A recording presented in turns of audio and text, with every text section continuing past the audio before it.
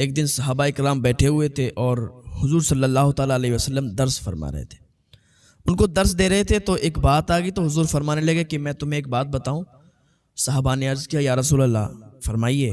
حضور نے فرمایا کہ ایک شخص کے 3 بھائی تھے. جب وہ انتقال کرنے لگا تو پہلا بھائی آیا.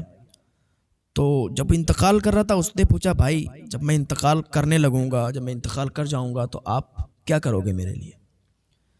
اس نے کہا بھائی میں آپ کو صرف قبر تک چھوڑ دوں گا، اس کے بعد میرا کام ختم ہے، میں کچھ نہیں کروں گا.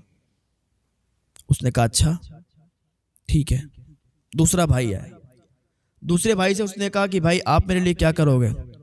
اس نے کہا بھائی جب آپ انتقال کرنے لگو گے تو آپ کا ساتھ دوں گا، اور جب آپ انتقال کر جائیں گے تو کفن دفن کا انتظام کر دیں گے اور قبر تک آپ کو چھوڑ دیں گے اور پھر آ جائیں گے واپس، آپ کی نیاز فاتحہ کروا دیں گے، آپ کے لیے دعائیں کر دیں گے. اس کے علاوہ تو بھائی ہم کچھ نہیں کر سکتے. ٹھیک ہے.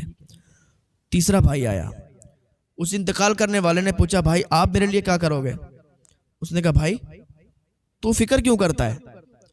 بھائی تو انتقال کرنے لگے گا تو انتقال کر جائے گا، تو جب تیری روح نکلتی ہوگی تب بھی میں تیرا ساتھ دوں گا، اور جب تو انتقال کر جائے گا تب میں قبر میں بھی تیرے ساتھ رہوں گا. یہ دنیا والے چلے آئیں گے، یہ لوگ چلے آئیں گے، لیکن میں تیری قبر میں رہوں گا، اور جب منکر نکیر آئیں گے تب بھی میں اس وقت تیرے ساتھ رہوں گا اور تیرے جوابوں میں آسانیاں پیدا کروں گا. اور اتنا ہی نہیں، جب میزان قائم ہوگا، جب اعمال تولے جائیں گے اس وقت بھی میں تیرا ساتھ دوں گا، بھائی میں تجھے ایسے نہیں چھوڑوں گا. اس نے کہا بھائی آپ تو بہت اچھے ہو. تو حضور فرمانے لگے پتہ ہے وہ 3 شخص اور 3 بھائی کون تھے؟ کہا پہلا تو اس نے کہا کہ بھائی میں قبر تک چھوڑ دوں گا، اس کے بعد نہیں. تو وہ بہتر ہے یا نہیں؟ صحابہ نے عرض کیا یا رسول اللہ وہ کیسے بہتر ہو سکتا ہے؟ وہ بھائی تو بالکل بہتر نہیں ہے. کہا دوسرا والا؟ صحابہ نے عرض کیا یا رسول اللہ یہ اس والے بھائی سے تھوڑا بہتر ہے. اور کہا تیسرا والا؟ کہا حضور پھر تیسرے والے کا تو جواب ہی نہیں ہے، وہ تو قبر میں بھی ہے، حشر میں بھی ہے، میزان پہ بھی ہے، تو اس بھائی سے بہتر پھر کون ہو سکتا ہے؟ اس بھائی سے تو بہتر یہ دونوں بھائی نہیں ہیں، وہ تو بہت ہی بہتر ہے. تو حضور فرمانے لگے پتہ ہے وہ 3 بھائی کون ہیں؟ تو صحابہ نے عرض کیا یا رسول اللہ وہ کون ہے؟ جو پہلا بھائی تھا وہ پیسہ تھا، مال تھا. یعنی جب انتقال کرنے لگتا ہے انسان تو پھر اس مال کو لوگ بانٹنے لگتے ہیں. ادھر انتقال کیا ادھر مال میں بٹوارا شروع ہو گیا، انسان قبر تک بھی نہیں پہنچ پاتا ہے اور ادھر پہلے ہی بٹوارا شروع ہو جاتا ہے. وہ صاحب ادھر زمین کے کاغذات کا ہیں اور ادھر جیبوں میں ہاتھ ڈالے جاتے ہیں کہ ATM کارڈ کدھر ہے، وہ فلاں چیز کدھر ہے، اور مطلب بٹوارا ہونے لگتا ہے. تو مال جو ہے، پیسہ جو ہے، حضور نے فرمایا کہ وہ بھائی کا میں نے ذکر کیا، وہ بھائی پیسہ ہے کہ یہ جب تک انسان ہے زندہ، جب تک تو اس کا ساتھ دیتا ہے، اور جیسے یہ مر کے جاتا ہے تو پھر یہ اس کا ساتھ نہیں دیتا. مرنے سے پہلے یہ انسان کا ساتھی ہے اور مرنے کے بعد یہ انسان کا ساتھی نہیں ہے. حضور نے فرمایا وہ دوسرا والا بھائی، وہ رشتہ دار ہیں، بہن، بھائی، باپ، بیٹا، وہ سب یہ لوگ ہیں.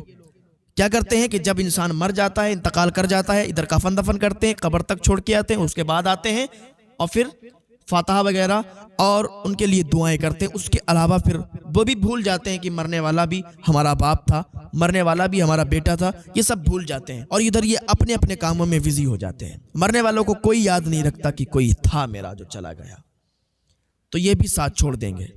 اور کہا تیسرے والا پتہ کون تھا؟ کہ وہ تھا نام اعمال، کہ اگر تم نے نیک عمل کیے ہیں، اگر تم نے نیکی کی ہے تو وہ اس تیسرے بھائی کی مثال کی طرح ہے کہ وہ آپ کو قبر میں بھی ساتھ دے گا، حشر میں بھی ساتھ دے گا. اگر آپ نے نیک عمل کیے ہیں، نیکی کمائی ہے، تو وہ مرنے کے بعد آپ کے کام آئیں گے. آپ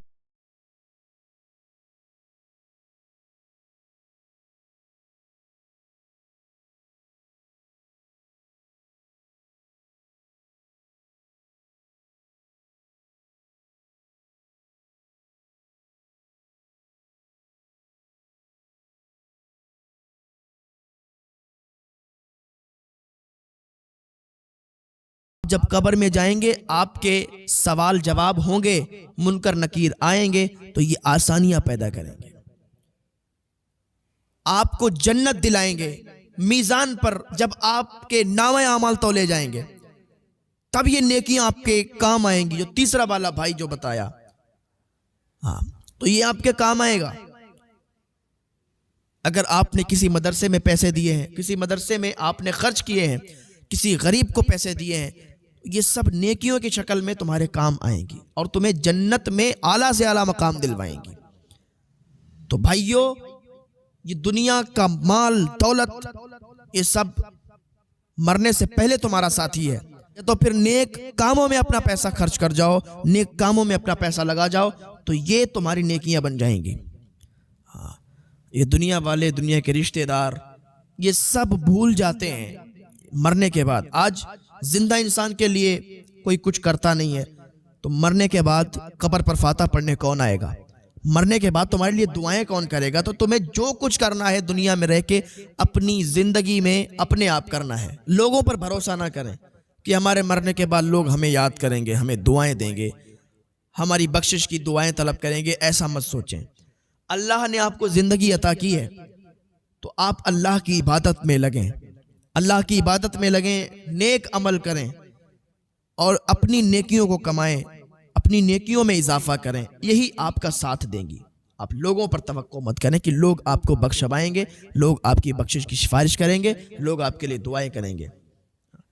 یہاں عزیزوں کو بھول جاتے ہیں لوگ.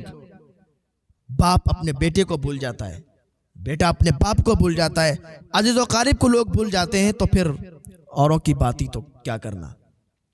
اللہ کی بارگاہ میں دعا، اللہ نیک عمل کی توفیق عطا فرمائے. اگر اللہ نے آپ کو مال دیا ہے تو اپنے مال کو آپ نیک جگہ خرچ کریں تاکہ یہ بخشش کا ذریعہ بن جائے آپ کا. ہاں، لوگوں کی مدد کریں. آپ کبھی جھوٹ مت بولیں، آپ کبھی زبان سے گانا مت گائیں.